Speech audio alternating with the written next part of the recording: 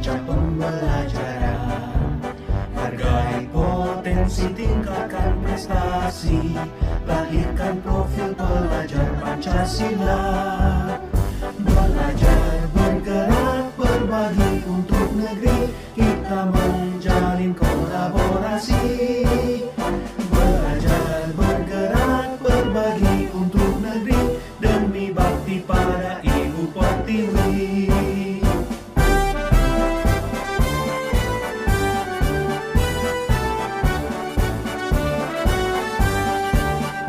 Bulatkan tekad, kuatkan hati, negeri ini memanggilmu kawan. Belajar, bergerak, berbagi untuk negeri, guru penggerak majukan pendidikan. Guru penggerak menghamba pada murid, kreatif rancang pembelajaran. Hargai potensi, tingkatkan prestasi, lahirkan profil pelajar Pancasila. Belajar, bergerak, berbagi untuk negeri, kita menjalin kolaborasi. Belajar, bergerak, berbagi untuk negeri, demi bakti pada Ibu Pertiwi. Belajar, bergerak, berbagi untuk negeri, kita menjalin kolaborasi. Belajar, bergerak, berbagi untuk negeri, demi bakti pada Ibu Pertiwi. Demi bakti pada Ibu Pertiwi. Bismillahirrahmanirrahim. Assalamualaikum warahmatullahi wabarakatuh.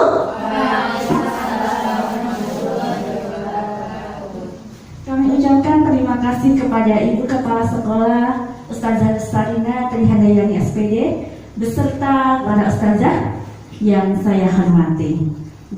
Sebelumnya saya mohon izin untuk membagikan praktik saya ketika saya mengikuti program Guru Penggerak Angkatan 7 Kabupaten Klaten.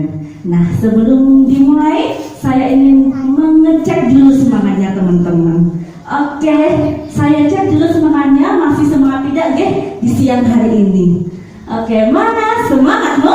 Ini semangatku. Mana suaramu? Ini suaraku. Mana guru hebat? Ini guru hebat. Ada di mana? Ada di sini. Di PAUD apa? PAUD Afrika. Oke, guru Afrika Salut. profesional kreatif. Masya Allah, semangatnya luar biasa sekali. Oke teman-teman, di siang hari ini saya Rita Di Astuti, calon guru penggerak Angkatan 7 Kabupaten Klaten, ingin berbagi pemahaman dan pengalaman penerapan budaya positif yang ada di lingkungan sekolah kita. Nah, sebelum dimulai saya ingin bertanya dulu kepada teman-teman, kira-kira apa itu budaya positif? Napa nggih budaya positif niku, Ustazah? Ustari? Budaya positif adalah budaya yang selalu kita terapkan mungkin di lingkungan sekolah atau dengan rumah kita. Nggih, luar biasa sekali. Tepuk tangan untuk Ustari. Nggih, benar sekali, budaya positif itu adalah budaya yang positif yang sudah kita terapkan di lingkungan sekolah kita. Sebenarnya budaya positif ini sudah seringkali kita terapkan di sekolah kita, baik sudah kita sadari ataupun tidak. Nah, budaya positif itu adalah perwujudan dari nilai-nilai atau keyakinan universal yang diterapkan di sekolah atau pembiasaan yang bernilai positif. Di dalamnya mengandung sejumlah kegiatan yang mampu menumbuhkan karakter anak. Nah, teman-teman, kira-kira apa saja ya budaya positif yang sudah teman-teman lakukan di sekolah atau di kelas rekan-rekan guru masing-masing? Contohnya apa, Ustazah Okta? Mungkin pembiasaan anak untuk mengucapkan terima kasih, tolong, seperti itu dengan teman atau dengan guru atau ustazah di sekolah. Oke, bagus sekali. Ada yang mau berpendapat yang lainnya? Napa Ustari? Setiap pagi kan beri salam. Nggih. Salam senyum sapa, benar sekali. Sebenarnya budaya positif ini sudah kita terapkan ya setiap hari di TK Al-Hikam, TK dan KBIT Al-Hikam. Namun masih perlu apa teman-teman? Napa nggih? Konsistensi nggih. Jadi memang sudah diterapkan, tapi memang setiap harinya kita sebagai pendidik perlu untuk terus konsisten dalam menerapkannya. Baik teman-teman. Nah, dalam budaya positif ini yang akan saya bahas ada 6 poin. Yang pertama, disiplin positif dan nilai kebajikan universal. Yang kedua, teori motivasi, hukuman, penghargaan, dan restitusi. Yang ketiga, keyakinan kelas. Yang keempat, kebutuhan dasar manusia. Yang kelima, restitusi 5 posisi kontrol. Dan yang terakhir, segitiga restitusi. Sudah pernah dengar teman-teman? Belum, oke. Kira-kira kenapa ya di bahasan tentang budaya positif kita membahas ke-6 ini? Kira-kira kenapa? Kenapa dalam menemukan budaya positif kita harus mempelajari tentang disiplin positif, kemudian kita harus mempelajari teori motivasi, keyakinan kelas, dan seterusnya. Ada yang ingin berpendapat? Kenapa kira-kira? Kenapa ke-6 poin itu harus kita pelajari untuk membangun budaya positif? Nah, seperti yang kita ketahui ya teman-teman, bagaimana kemudian budaya positif ini supaya kemudian mengakar di sekolah kita, maka yang pertama kali yang harus kita lakukan adalah apa? Disiplin. Siapa dulu yang harus disiplin? Gurunya. Kalau menginginkan anak yang disiplin, maka yang harus dibangun adalah guru yang disiplin dari diri sendiri, tanpa harus dipaksa, tanpa harus ada rasa takut akan apa ya, hukuman atau peringatan. Namun disiplin seperti ini harus berasal dari motivasi. Makanya ketika bicara tentang disiplin positif, yang perlu kita bahas adalah teori motivasi. Nanti akan kita bahas lebih lengkapnya. Nah, dari motivasi itu, motivasi intrinsik dalam diri kita, nantinya kita dapat membangun keyakinan kelas bersama. Keyakinan kelas itu berbeda dengan peraturan kelas. Nanti akan kita bahas lebih detail lagi. Dan untuk membangun sebuah keyakinan kelas, maka yang perlu kita ketahui apa teman-teman? Apa yang perlu kita ketahui? Yaitu kebutuhan anak. Nah, nanti kita juga akan mempelajari kebutuhan anak. Dan kemudian kita akan mempelajari restitusi. Apa itu restitusi? Nanti akan kita bahas lebih detail lagi. Baik. Oke, mari kita ubah paradigma dulu. Oke, seorang pakar Stephen Covey pernah berkata, bila kita ingin membuat kemajuan perlahan, sedikit-sedikit, ubahlah sikap atau perilaku kita. Namun bila kita ingin memperbaiki cara-cara utama kita, maka kita perlu mengubah kerangka acuan kita. Ubahlah bagaimana Anda melihat dunia, bagaimana Anda berpikir tentang manusia. Ubahlah paradigma Anda, skema pemahaman, dan penjelasan aspek-aspek tertentu tentang realitas. Nah, nanti tujuannya dari saya berbagi tentang pengalaman ini adalah semoga dapat sedikit mengubah paradigma yang istilahnya sebenarnya disiplin positif itu sudah kita terapkan, namun semoga akan ke depan semoga akan lebih baik lagi. Ngerti ya? Ustazah, oke, selanjutnya dalam rangka menciptakan lingkungan positif, salah satu strategi yang perlu kita tinjau kembali adalah penerapan disiplin di sekolah kita. Leres, Ustazah? Leres, Ki Hajar Dewantara pernah mengatakan bahwa untuk mencapai kemerdekaan dalam konteks pendidikan kita saat ini dan menciptakan murid yang merdeka, syarat utamanya harus ada disiplin yang kuat. Disiplin yang dimaksud adalah disiplin diri yang memiliki motivasi internal. Jadi memang motivasi itu harus ditumbuhkan dulu dari dalam diri sendiri. Boleh nggak dipaksa? Oke, akan lebih baik jika motivasi itu timbul dari dalam diri kita sendiri. Oke, apa itu disiplin positif? Yaitu pendekatan mendidik anak untuk melakukan kontrol diri dan pembentukan kepercayaan diri. Jadi tujuan dari penerapan disiplin positif itu adalah terbentuknya murid-murid yang berkarakter, berdisiplin, santun, jujur, peduli, bertanggung jawab, dan merupakan pembelajar sepanjang hayat sesuai dengan standar kompetensi lulusan yang diharapkan. Baik, kenapa di sini saya ingin mengajak teman-teman mengubah stimulus respon ke teori kontrol? Maksudnya apa nih?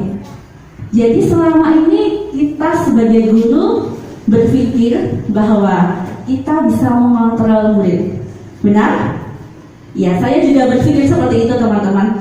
Jadi sebenarnya bukan guru yang mampu mengontrol murid, tapi murid yang membiarkan dirinya untuk dikontrol guru. Kemudian selama ini kita selalu berpikir bahwa penguatan positif, efektif, dan bermanfaat.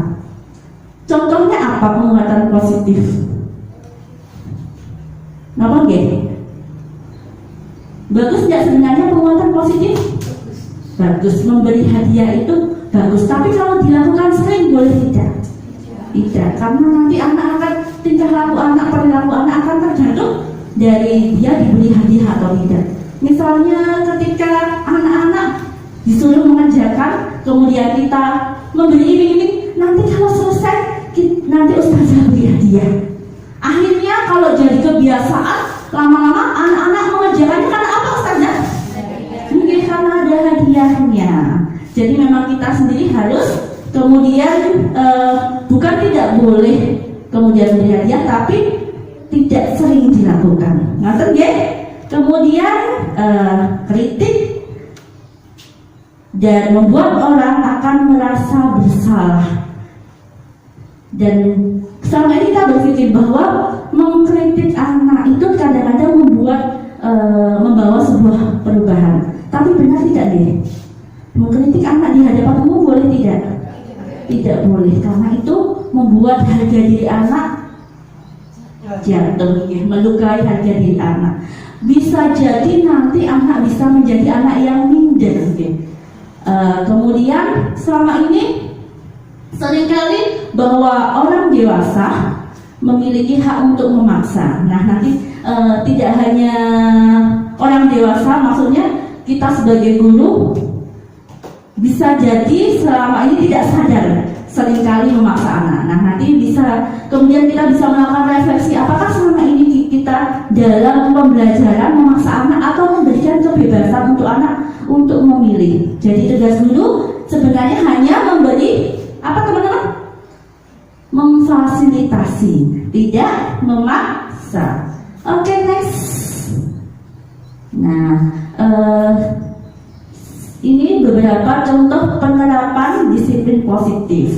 Apa saya ingin bertanya ke teman-teman, kira-kira yang sudah menerapkan disiplin positif siapa saja?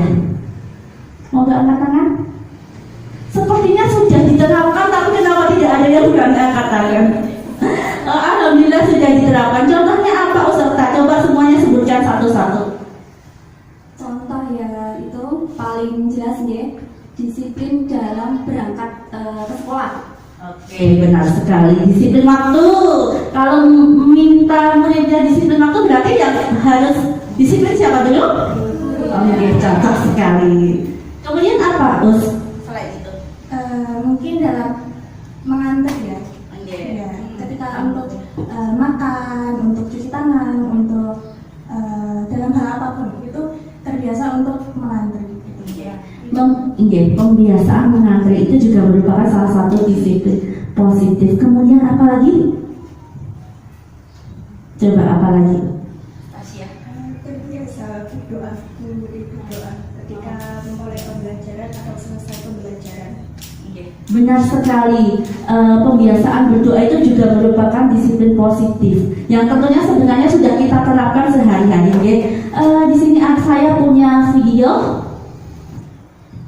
Nah, ini merupakan sebuah pembiasaan ketika masuk kelas, yaitu menyambut anak. Nah, kenapa kemudian saya memberi pilihan bahwa ketika biasanya kita bersalaman seperti apa biasanya? Nggih, cium tangan. Nah, sebenarnya memang harusnya seperti itu sebagai tanda penghormatan kepada guru. Nah, tapi selain itu sebenarnya kita boleh memberikan kebebasan anak. Ini yang dinamakan kemerdekaan anak. Jadi anak bebas memilih. Di situ ada tanda salim, cium tangan, atau tos, kemudian atau ingin meluk gurunya juga boleh. Nah, seperti itu merupakan salah satu contoh penerapan disiplin positif, yaitu ketika datang kemudian anak biasakan memberi salam sama guru, senyum, salam, sapa. Sudah dilaksanakan setiap hari? Sudah, alhamdulillah. Oke, tadi sudah berbicara tentang disiplin positif. Sekarang implementasi nilai-nilai kebajikan. Nilai-nilai kebajikan itu apa nggih? Contohnya apa? Saya jadi yang sini. Apa Ustaz ini? Oh, menolong. Lo sudah benar sekali Ustaz. Selain menolong, membantu di samping membantu, menolong. Nah, apa lagi? Bekerja sama, nggih. Banyak sekali sebenarnya nilai-nilai kebajikan yang harus kita biasakan dan kita stimulasi agar kemudian terinternalisasikan dalam diri anak. Nah, salah satunya adalah menolong teman. Kasih sayang terhadap binatang itu juga merupakan bentuk nilai-nilai kebajikan. Oke, ini adalah salah satu praktek ketika seorang teman kesulitan untuk mengikat sepatu, maka temannya peka untuk tak tolong saja. Nah, yang hal-hal seperti ini yang kiranya memang menjadi prioritas kita nggih, dialihkan untuk kemudian menumbuhkan karakter anak yang suka menolong. Baik, kita lanjut lagi. Sebenarnya nilai-nilai kebajikan itu sudah jenengan terapkan sehari-hari. Nah, hanya saja memang kadang ketika ditanya nilai-nilai kebajikan apa yang sudah dilakukan, jawabnya belum. Oke, kita lanjut dulu.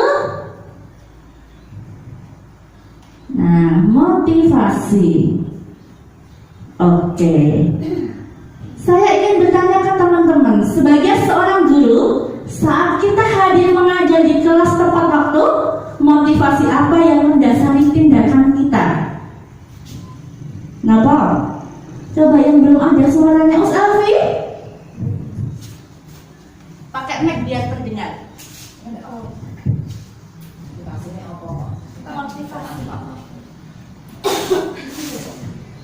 Agar disiplin serta anak-anak dapat mengikuti ustazahnya.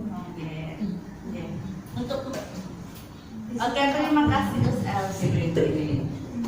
Untuk membangun disiplin diri, benar sekali Us Elvi. Disiplin dirinya harus dimulai dari diri saya sendiri, ya. Oke.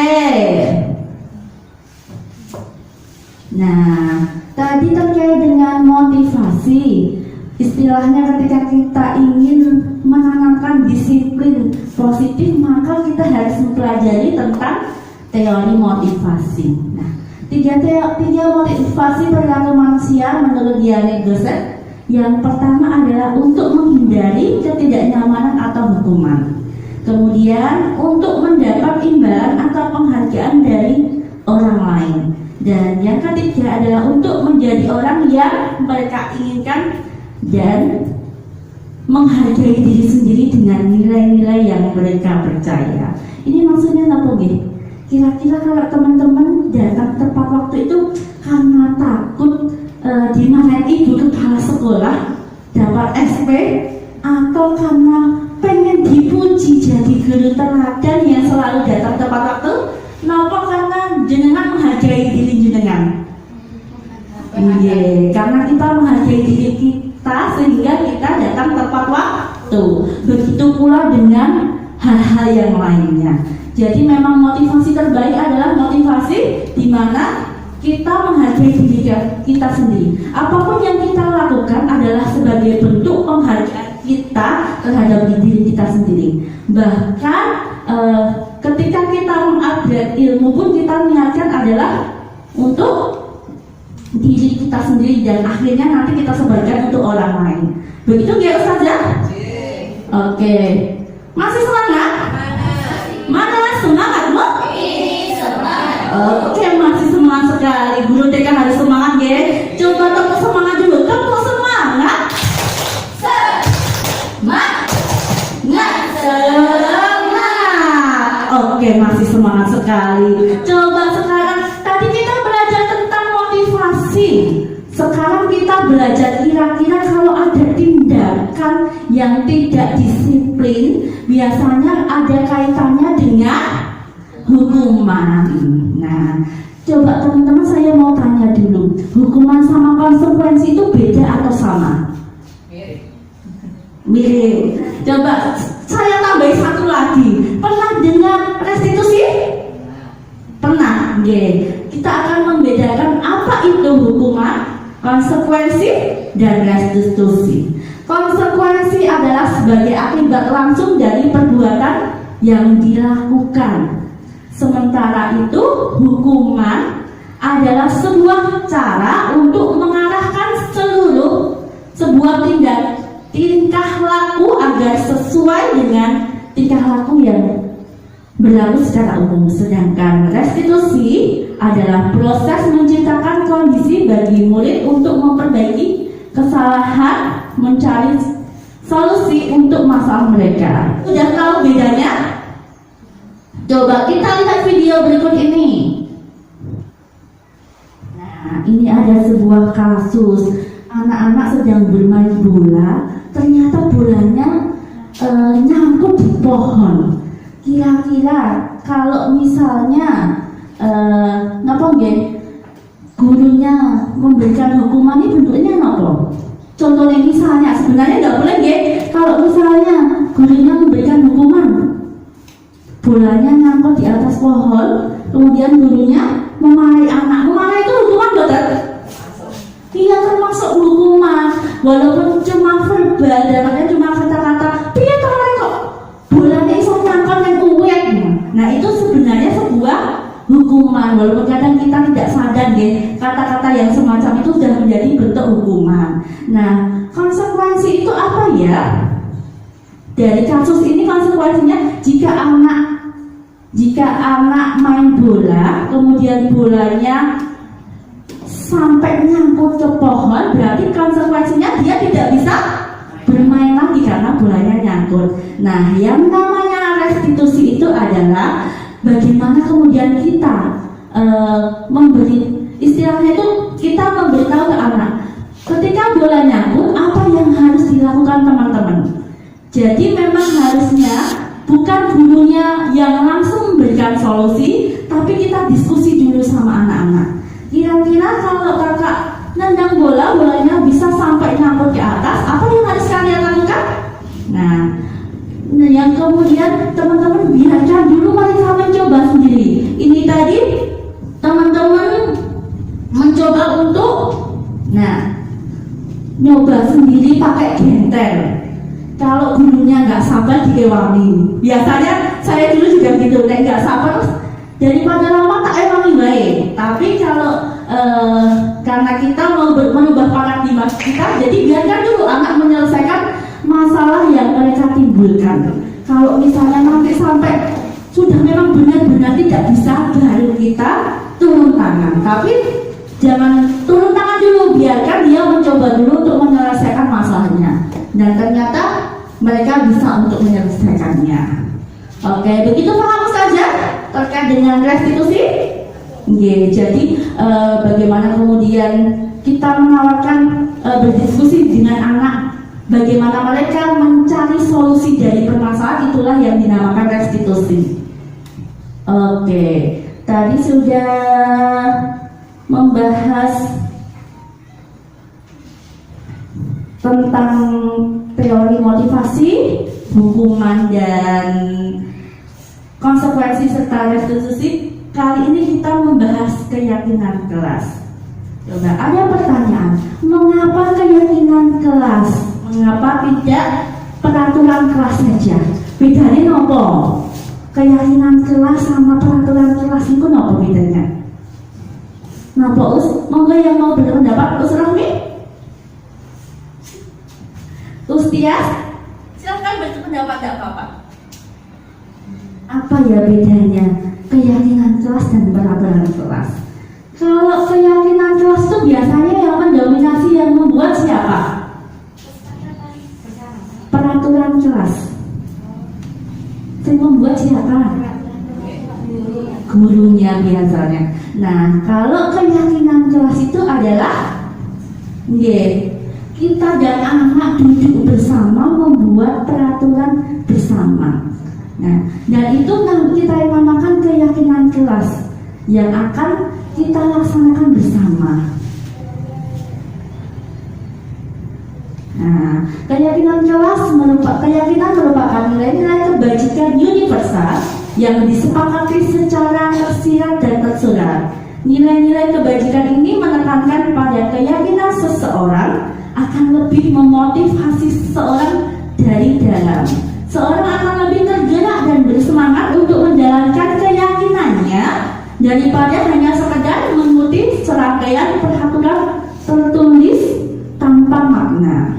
Murid-murid pun demikian. Mereka perlu mendengarkan dan memahami arti sesungguhnya tentang peraturan yang diberikan, apa nilai-nilai kebajikan di balik peraturan tersebut. Tujuan utamanya apa? Jadi ketika membuat keyakinan kelas, yang pertama kali kita harus sampaikan kepada anak-anak adalah tujuan dari keyakinan kelas itu.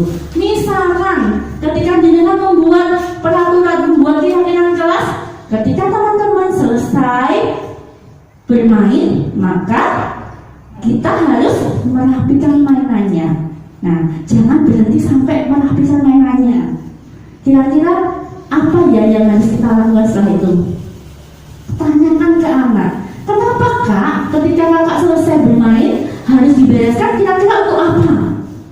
Untuk apa kakak? Supaya apa? Ya, selain rapi. Coba kalau misalnya mainannya berjajaran, tiba-tiba ada teman yang lewat, biar dia bisa terpleset jatuh, sakit betul? Sakit. Kalau mainannya berantakan, tidak dibereskan, kalau teman-teman berjajaran, kira-kira mainannya bisa hilang enggak? Kalau hilang, apa yang terjadi kemudian? Teman-teman tidak bisa bermain lagi karena mainannya hilang. Apalagi kalau teman-teman membawa mainan keluar kelas, kalau nggak dirapikan, nah mainannya hilang, besok mau main apa? Nah, misalnya seperti itu, Ustazah. Jadi kita sampaikan ke anak alasan dibalik kenapa kita membuat keyakinan kelas tersebut. Dan kita juga memberitahu, misalkan ketika misalnya anak tidak mau membereskan mainan, apa yang Okta akan lakukan? Mengajak anak untuk membereskan itu. Tepat sekali. Kalau tetap nggak mau, Kita ajak teman yang lain untuk ikut membantu membereskan. oke, hebat sekali Okta. Kalau misalnya tetap nekat, nggak mau, pripun? Beri contoh. Coba, lalu sekali beri contoh dulu dari gurunya. Misalnya kalau kita kaitkan dengan tadi konsekuensi dan restitusi, kira-kira misalnya kalau jenengan anaknya nggak mau merapikan mainan, biasanya konsekuensinya apa? Suruh hafalan? Untuk mainan. Benar sekali Ustaz. Jadi ketika kita memberikan ketika dia tidak merapikan mainan, maka konsekuensinya adalah kita beri tawaran kepada dia. Kalau kakak tidak mau merapikan mainan, berarti kakak belum bisa untuk bertanggung jawab. Besok berarti kakak tidak boleh main lagi dengan mainan ini. Nah, nanti biarkan dia berpikir, kalau aku nggak bereskan, aku nggak boleh main lagi. Kira-kira nanti dia tetap kekeh nggak bereskan atau malah mau membereskan. Nah, seperti itu. Jadi ketika memberitahu sesuatu, ketika kita membuat keyakinan kelas, kita memberikan apa konsekuensi dari misalnya anak tidak patuh itu harus sesuai dengan perbuatan dia. Ketika dia tidak mau menerapkan mainan, berarti konsekuensinya ya sudah besok tidak boleh untuk main. Tapi biasanya kalau anak-anak kita seperti itu kan, biasanya nanti dibereskan seperti itu. Kemudian kalau misalnya anak menumpahkan makanan, biasanya kadang-kadang kita marahin. Boleh tidak seperti itu? Yang harus kita lakukan apa? Biarkan anak belajar untuk bertanggung jawab membereskan masalah yang dia perbuat. Seperti itu terkait dengan keyakinan kelas. Nah, ini terkait dengan keyakinan kelas adalah ketika kita membuat peraturan, ketika kita membuat keyakinan bersama bahwasanya ketika bermain mereka harus membereskan, anak-anak harus membereskan sesuai dengan tempatnya. Kita harus sampaikan juga kenapa harus dibereskan sesuai dengan jenisnya supaya mainannya awet, tidak cepat rusak. Dan teman-teman tidak bingung ketika ketika ingin mengambil mainan, tidak bingung kalau mainannya campur. Walaupun yang namanya anak-anak ketika diajari seperti itu besok kembali lagi. Tapi nggak apa-apa. Yang namanya pendidikan di taman anak-anak, kita selain mengajarkan nilai-nilai kebaikan juga konsistensi untuk melakukannya. Kalau anaknya belum bisa konsisten, paling tidak gurunya yang gretehinya setiap hari, nanti juga lama-lama sesuai dengan usianya dia juga akan tertib sendiri. Setelah belajar tentang keyakinan kelas, tentunya ketika kita membuat keyakinan kelas, yang harus kita ketahui dulu adalah tentang kebutuhan dasar manusia. Apa saja kebutuhan dasar manusia? Monggo silahkan tinggal dibaca. Monggo Surya, kita tolong untuk dibacakan. Yang pertama, kebutuhan untuk bertahan hidup. Yang kedua, kasih sayang dan merasa diterima. Yang ketiga, kebebasan. Yang keempat, kesenangan. Dan yang kelima, penguasaan. Oke, terima kasih Uslia. Kira-kira kalau Ustazah butuhnya apa? Oh, semuanya makan. Butuh makan dan butuh uang. Terus ya? Oke, kalau kira-kira anak-anak lantas apa kebutuhan anak usia ini? Coba dijawab dulu, kebutuhannya apa kalau anak-anak itu? Bermain. Oke, benar sekali Uslita, bermain. Apa lagi? Kasih sayang, benar sekali. Perhatian, gitu terus. Sanggung, itu harus itu. Oke, apa saja kebutuhan anak-anak? Yang pertama adalah kebutuhan untuk bermain dan bahagia.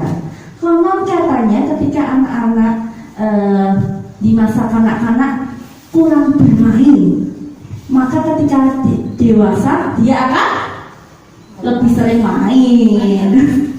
Anak yang tercabut dari masa taman kanak-kanaknya, maka ketika dewasa dia akan menjadi orang dewasa yang kekanak-kanakan. Makanya kebutuhan bermain itu merupakan fitrah untuk anak. Jadi kita sebagai pendidik anak usia dini tentunya untuk memfasilitasi anak, untuk mengajarkan di kita kan prinsipnya belajar melalui bermain game atau bermain sambil belajar, karena tingkat konsentrasi tertinggi anak itu adalah saat bermain. Harus benar sekali.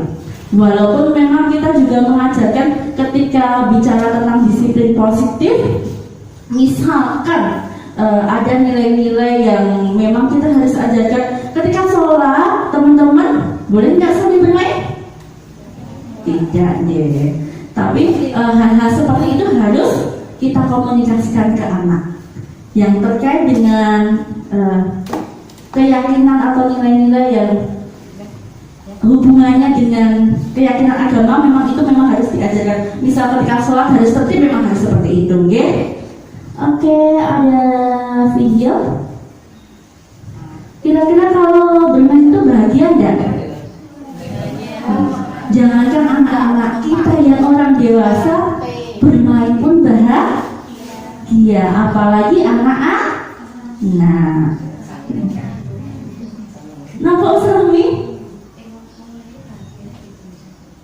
Nampak bahagia itu seremi?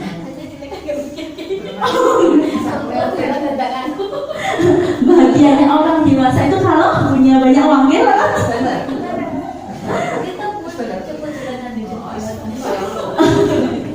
Benar, itu tadi merupakan salah satu kebutuhan gitu.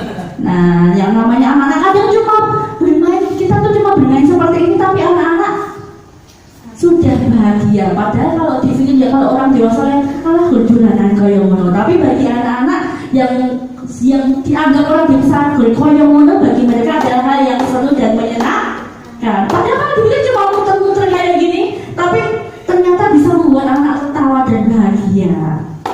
Oke. Nah, ini tadi adalah salah satu kebutuhan bermain. Coba setelah mengetahui salah satu kebutuhan anak yaitu bermain, apa yang harus kita lakukan sebagai guru? Oke, kegiatannya difasilitasi melalui kegiatan bermain. Nah, di sini saya ada beberapa permainan yang saya gunakan untuk melatih kerjasama anak. Sebenarnya ini permainan seperti ini sudah, saya yakin sudah semuanya sudah diterapkan oleh Ustazah G. Coba kita lihat satu-satu dulu. Nah, bermain apa ini Ustazah? Apa namanya? Coba ini apa namanya? Oke, bermain bahagia. Bermain bahagia ini salah satu kegiatan bermain yang melatih kerjasama anak. Oke, selain melatih koordinasi dari gerakan kaki, juga melatih kekompakan anak. Mereka juga harus belajar untuk berkomunikasi. Mana kaki yang dimajukan duluan? Nah, kemudian setelah itu mereka juga belajar untuk lebih berhati-hati. Ada lagi permainan yang melatih kerjasama anak. Kenapa kalau anak usia gini itu harus lebih banyak kegiatan bermainnya sama teman yang lainnya? Kenapa, Ge?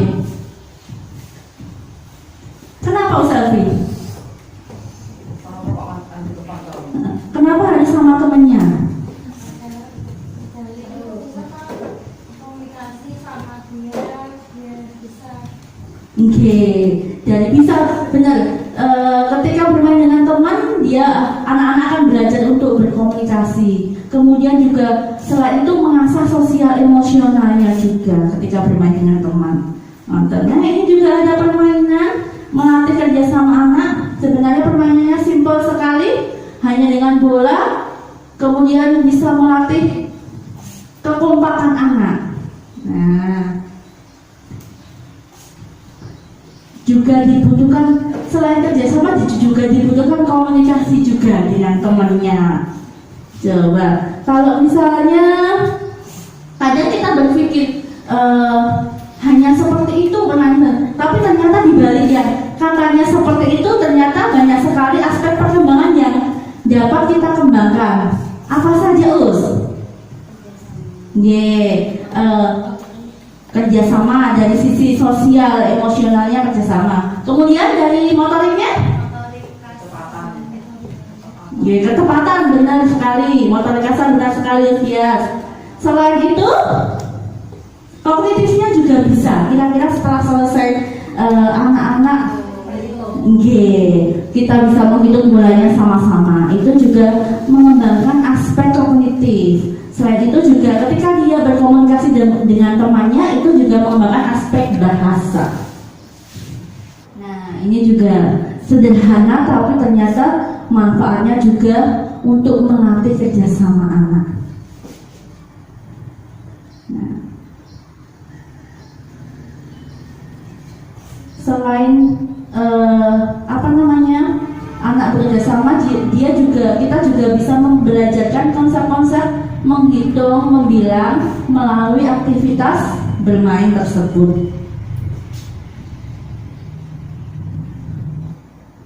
Nah, ini juga permainan dengan menggunakan simpai. Ini harus tentunya teman-teman melatih mereka untuk berkomunikasi. Kalau misalnya teman-teman sing satunya pengen lari cepat, yang satunya lambat, yang terjadi apa? Jatuh. Makanya mereka harus berlatih. Kita menstimulasi mereka untuk melatih untuk saling berkomunikasi dan saling menjaga temannya.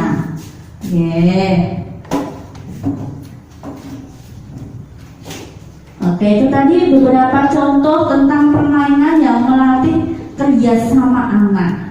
Karena memang di taman kanak-kanak memang yang harus kita fokuskan adalah bagaimana anak bisa bersosial dengan teman sebayanya.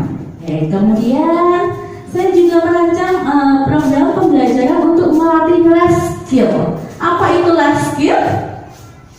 Nopo? Nopo sekali? Keterampilan diri. Keterampilan diri atau keterampilan hidup. Apa yang termasuk life skill? Napa nggih? Napa Ustaz? Nggih, tegas sekali, benar sekali. Melipat baju merupakan keterampilan hidup yang harus dikuasai anak. Coba ada beberapa video terkait dengan praktek-praktek tentang pembelajaran untuk melatih life skill. Nah, sama ini kadang-kadang kita khawatir ketika anak-anak mengambil nasi sendiri. Tapi ketika mereka diberi kepercayaan ternyata juga bisa. Nah, akan lebih bagus lagi kalau kita mengajarkan cara menanam nasi.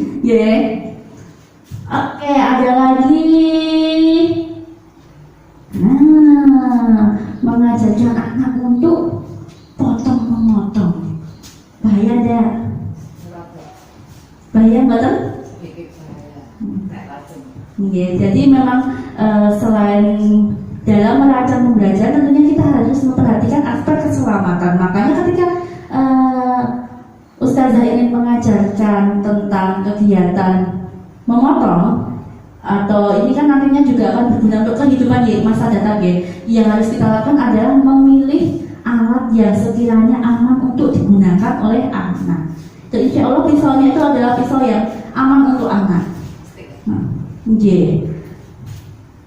Kemudian ada juga, ini adalah salah satu life skill yang harus diajarkan kepada anak. Napa nggih? Melipat baju. Ini kalau memang untuk anak-anak yang masih kecil mungkin bisa menggunakan alat bantuan dulu. Ini cuma dari kardus. Nah, nanti kalau misalnya sudah bisa, mungkin bisa diajarkan langsung tanpa menggunakan alat peraga. Kadang yang seperti itu, ini tuh malah membuat anak-anak senang. Padahal kalau kita pikir pekerjaan yang seperti ini bagi orang dewasa prima bikin capek. Tapi ternyata bagi anak-anak itu melipat baju itu merupakan kesenangan sendiri. Kalau kita sebagai orang dewasa kadang melihat tumpukan baju itu rasanya wah sudah capek sekali. Makanya kita ajarkan kepada anak-anak keterampilan sejak usia dini agar mereka nanti ketika sudah dewasa tidak kaget dengan realitas hidup.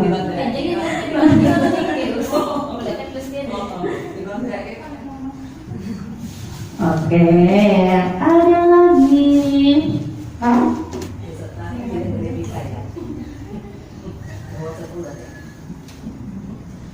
Oke, ini melatih untuk mengikat tali sepatu. Karena sebelum untuk menggunakan sepatu asli ternyata memang harus dibutuhkan media yang lebih besar dulu untuk mengajarkan anak mengikat tali sepatu. Nah ini bagi anak kelompok A ini merupakan sebuah tantangan ini dan dilakukannya harus berkali-kali. Oke, itu tadi beberapa contoh program pembelajaran untuk melatih life skill pada anak. Oke, tadi kita sudah belajar terkait dengan kebutuhan dasar manusia. Sekarang kita belajar tentang restitusi 5 posisi kontrol. Apa itu? Apa itu restitusi 5 posisi kontrol? Yaitu ada program disiplin positif yang berpusat pada murid yang dikembangkan oleh dialog dosen dengan pendekatan restitusi. Ada 5 posisi kontrol sebagai guru. Yang pertama adalah guru sebagai penghukum, kedua membuat rasa bersalah, yang ketiga guru sebagai teman, yang keempat guru sebagai pemantau, yang kelima guru sebagai manajer. Selama ini dimanakah kita sebagai guru? Posisi kita masihkah kita menjadi guru yang sering menghukum murid? Oh, masihkah sering membuat merasa bersalah? Oh, sering menjadi teman untuk murid? Oh, ini pasti.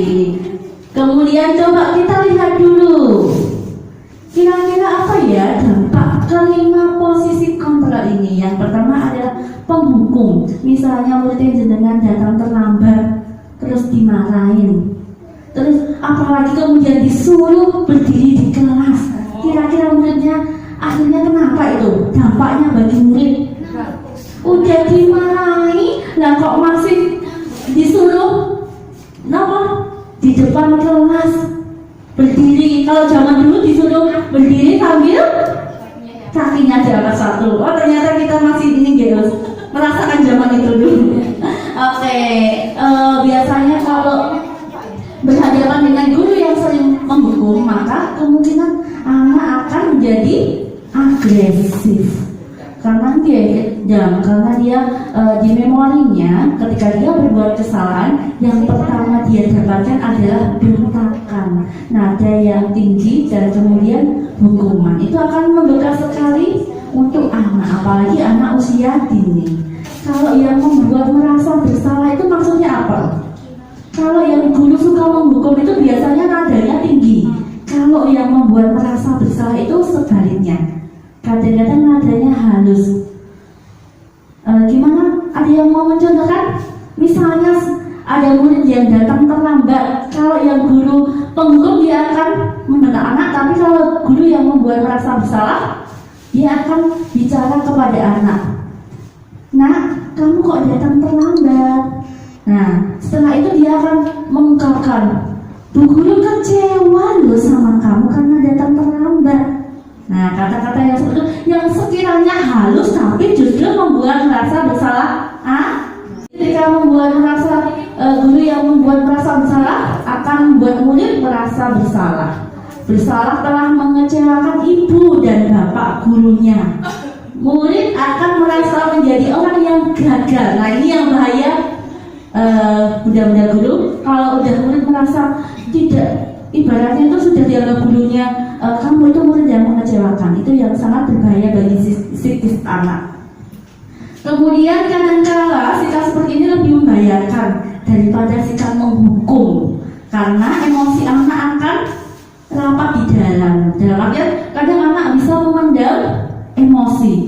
Justru emosi yang terpendam itu yang tidak baik, yang bahaya, karena kalau sudah tertumpuk-tumpuk nanti akhirnya kalau meledak malah berbahaya itu. Nah.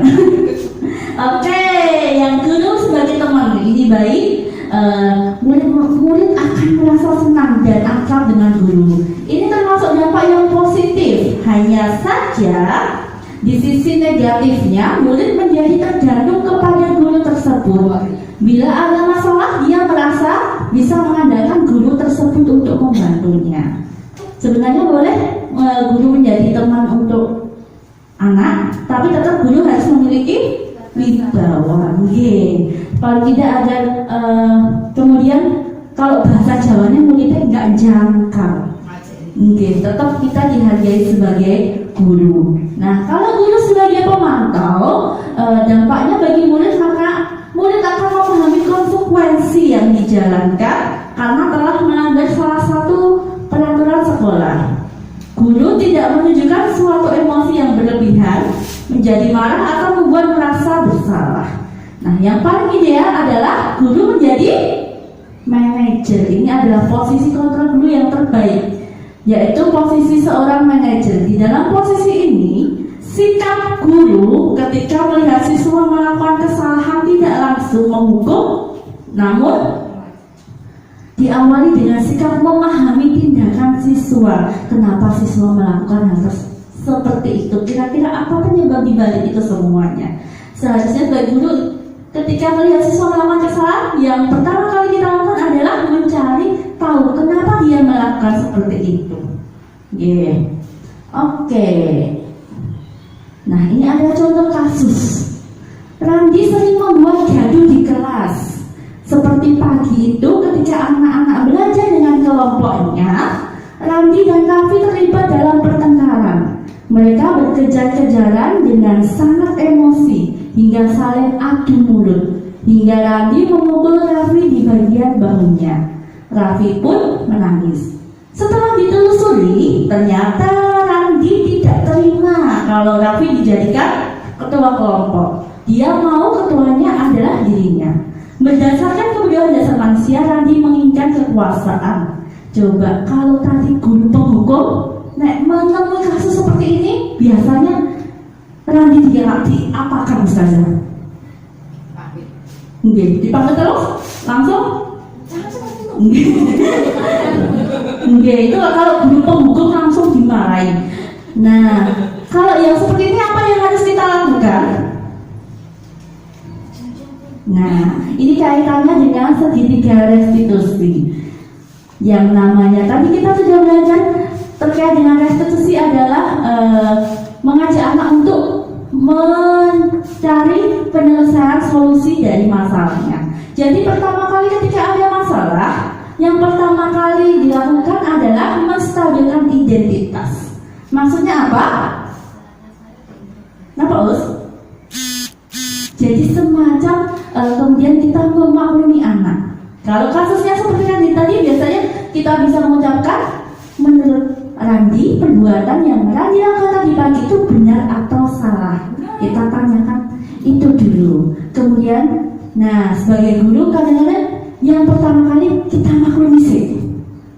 Setiap orang pasti pernah melakukan kesalahan. Tidak ada di dunia ini orang yang sempurna. Dimaklumi bukan berarti dibenarkan. Itu baru tahap awal Ustazah. Nanti tahap keduanya kita validasi tindakan yang salah. Randi, tanyakan alasannya dulu. Kenapa dia berbuat seperti itu? Randi pasti punya alasan mengapa melakukan itu. Sekarang ceritakan pada ibu apa alasanmu. Tapi ketika menghadapi anak yang sedang tantrum, alangkah lebih baiknya teman-teman biarkan anak sampai tenang dulu dan sampaikan ke anak. Nanti kalau kakak sudah tenang, bisa cerita sama bu guru. Jadi biarkan dia menenangkan emosinya dulu. Karena ketika dia masih emosi kita tanyakan, kadang hasilnya malah tidak efektif. Kemudian yang ketiga adalah yang tahapan terakhir, yaitu menanyakan keyakinan. Kita sudah membuat keyakinan kelas.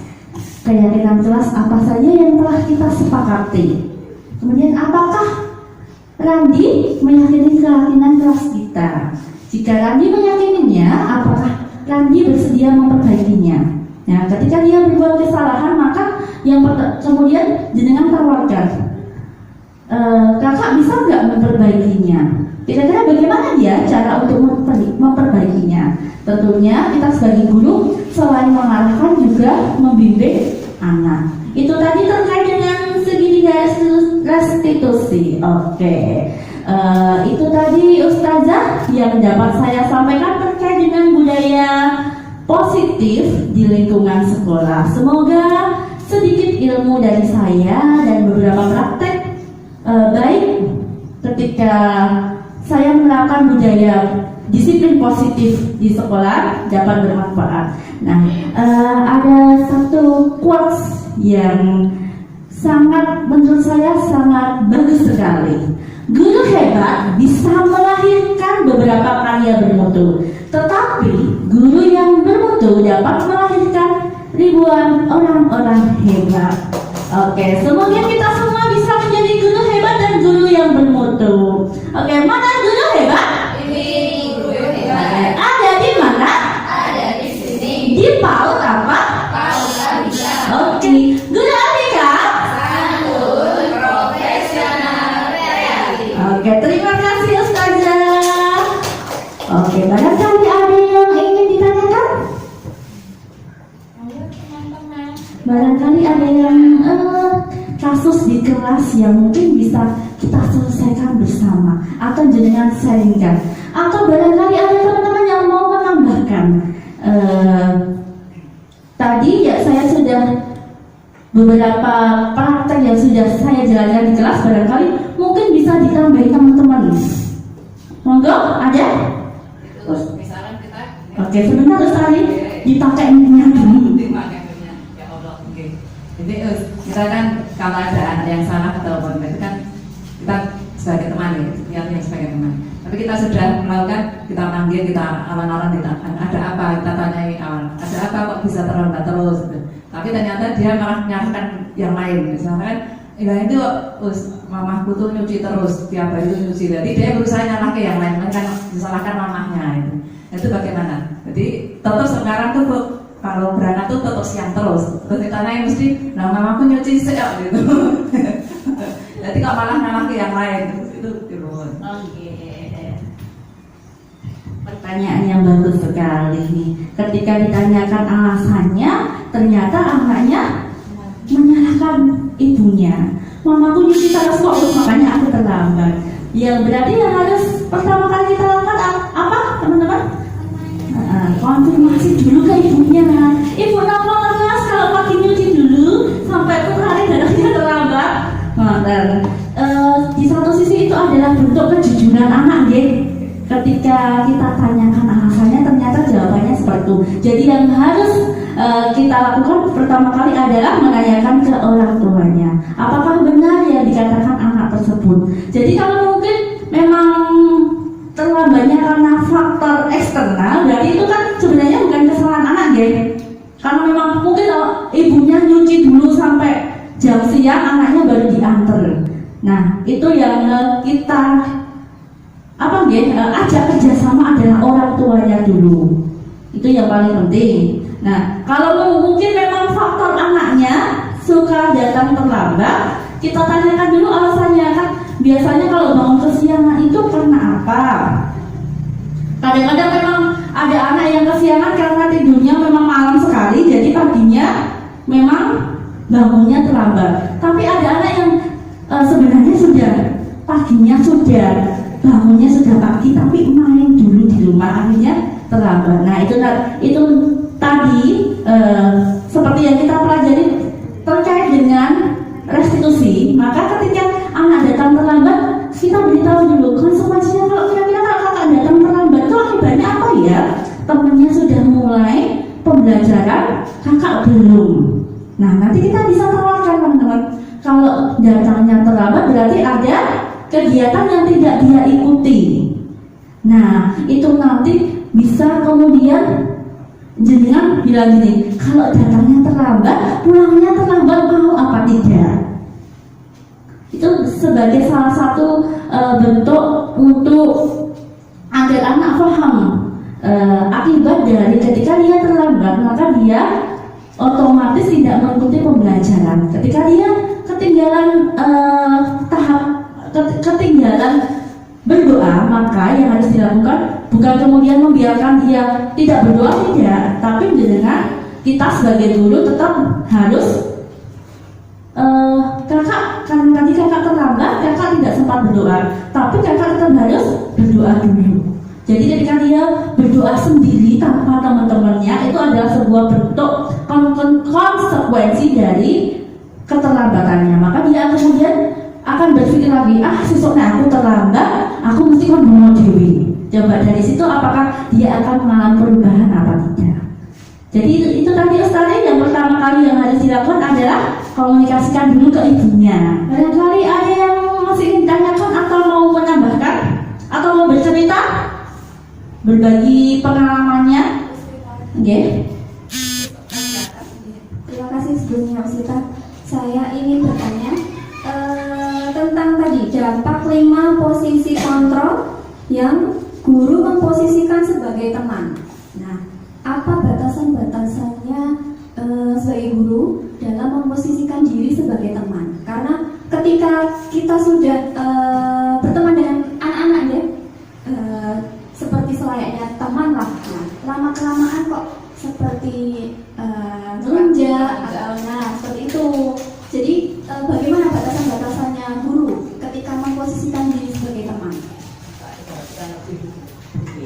Poin utamanya adalah guru tetap harus memiliki wibawa. Walaupun sebagai teman, anak-anak tetap harus berkata yang sopan kepada guru dan tidak melakukan hal-hal misalnya dengan ketika menjadi teman bagi murid kita, yang pertama kali dengan lakukan adalah tetap memberi batasan. Batasannya sampai mana? Batasannya sampai istilahnya itu anak tetap harus menghormati kita sebagai gurunya.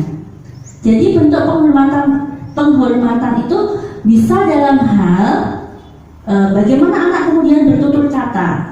Jadi walaupun kita sebagai teman untuk murid kita, anak tetap harus berkata yang sopan. Kemudian bersikap juga. Jadi kemudian sama guru enggak sampai naik diri. Jadi kalau memang anak salah, menurut jenengan itu membuat jenengan tidak nyaman ketika diperlakukan, misal anak sudah merasa kita itu sebagai temannya, kemudian kita tuh digeret kemana-mana. Biasanya kadang-kadang anak TK seperti itu, Jadi ketika jenengan tidak nyaman, sampaikan, Mbak, maaf, Ustazah tidak suka ketika digeret-geret seperti itu. Jenengan juga sampaikan alasannya kenapa kok seperti itu, tangannya sakit atau mungkin alasan yang lainnya. Jadi tetap ada batasan, baik itu secara ucapan, secara sikap juga. Jenengan tetap, jadi kita tetap sebagai guru juga harus ada wibawanya bagi murid. Tetap kita nggak boleh jadi guru galak, tapi tetap harus jadi guru yang tegas. Jadi memang kalau memang murid kita memang membuat, dalam artian ketika sikapnya membuat kita tidak nyaman, sampaikan dan sampaikan juga alasannya. Seperti itu, Ustaz. Mungkin ada yang mau ditambahkan? Nah, ketika melunjaknya itu sudah dengan kata-kata yang berani seperti itu ke guru atau ustazahnya, atau mungkin ketika kita sudah sampaikan ya, Mbak, ini ustazah kurang suka seperti ini. Nah, tiba-tiba anak lalu menjadi marah atau menganggap gurunya galak atau menganggap gurunya ustazah nggak mau diajak berteman. Nah, seperti itu gimana Ustazah? Jadi ketika kemudian kita melakukan sesuatu akhirnya membuat anak merasa aku nggak temenan sama ustazah kayak gitu kan. Nah, yang pertama kita lakukan kebutuhan anak itu yang pertama adalah kasih sayang. Apalagi anak perempuan itu paling suka dipeluk. Jadi ketika dia sedang emosi, sudah biarkan dulu dia meredakan emosinya. Nanti ketika sudah baik, dengan komunikasikan dengan dia. Anak paling suka dengan sentuhan. Jadi sambil berkata dengan bisa sambil ngelus rambut atau minta maaf ke anak, tidak apa-apa. Jadi ketika kita jadi guru, ketika kita memang menyinggung anak, itu kita minta maaf ke anak, nggak apa-apa. Tapi kalau memang itu ada sesuatu kesalahan anak, kita harus sampaikan juga. Kenapa kita tadi seperti itu? Alasannya harus kita sampaikan. Karena ustazah tidak suka dengan perbuatan Mbak yang seperti ini. Jadi memang anak juga harus tahu. Ternyata kalau aku melakukan seperti ini, ustazah tidak suka ya, seperti itu. Jadi istilahnya itu biarkan dulu ketika saat itu dia marah, biarkan dulu emosinya mereda. Jadi kadang-kadang kita memberikan jeda waktu dulu. Nanti kalau sudah kita lihat sekiranya ternyata sudah agak lebih membaik, nanti kita samperin, kita dekati, kita sampaikan permintaan maaf. Nah, tapi juga harus diberitahu letak di mana kekeliruan anak itu juga tetap harus diberitahu. Nonton nggih, Us? Nggih. Oke, masih ada lagi teman-teman? Oke, monggo Swita. Ketika anak rebutan mainan, ini aku, ini punya saya gitu. Gimana caranya untuk biar bisa adil itu? Biasanya ini punya aku, nggak boleh.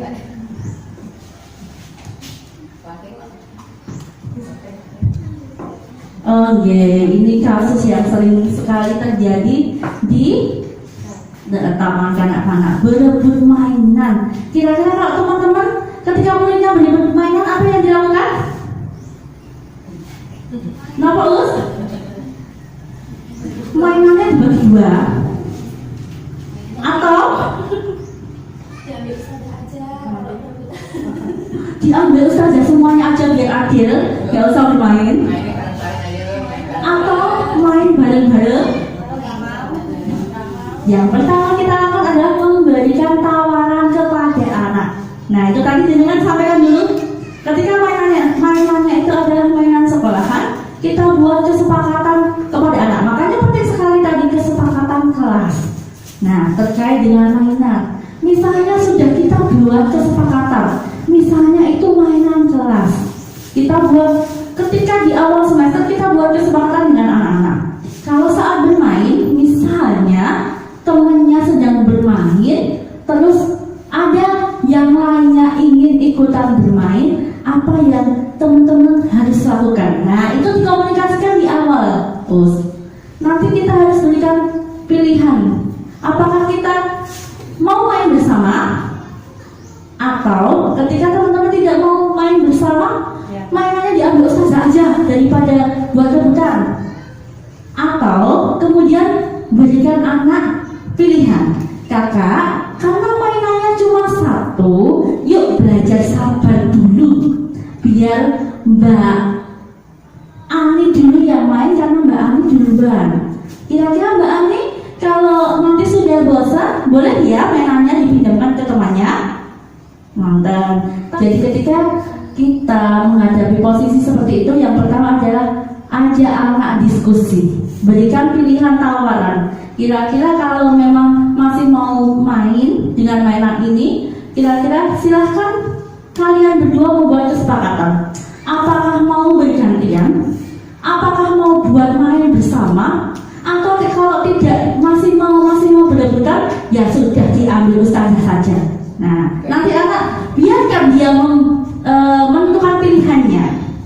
Kalau memang masih ngotot tidak mau berbagi, coba kalian jangan ambil.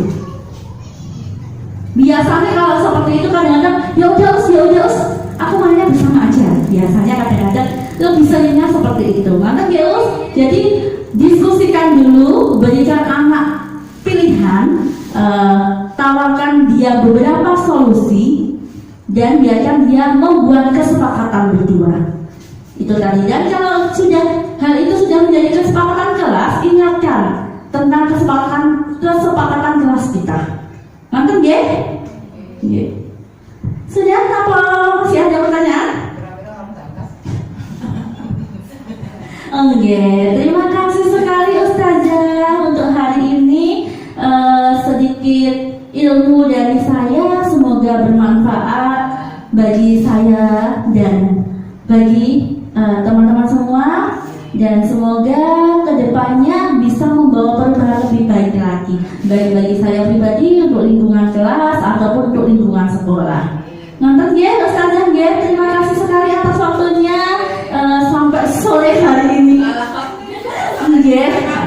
Oke, semoga nanti dari atas ya Ustazah ya. Saya ucapkan terima kasih sekali. Untuk Ibu Kepala Sekolah saya ucapkan terima kasih atas waktunya dan atas izinnya memberikan saya kesempatan untuk berbagi praktik baik tentang budaya positif. Oke, saya ulangi sekali lagi, guru hebat bisa melahirkan beberapa karya bermutu, tetapi guru yang bermutu dapat melahirkan ribuan orang-orang hebat. Semoga kita semua menjadi guru yang hebat dan guru bermutu. Oke. Saya tutup ya Ustazah. Wassalamualaikum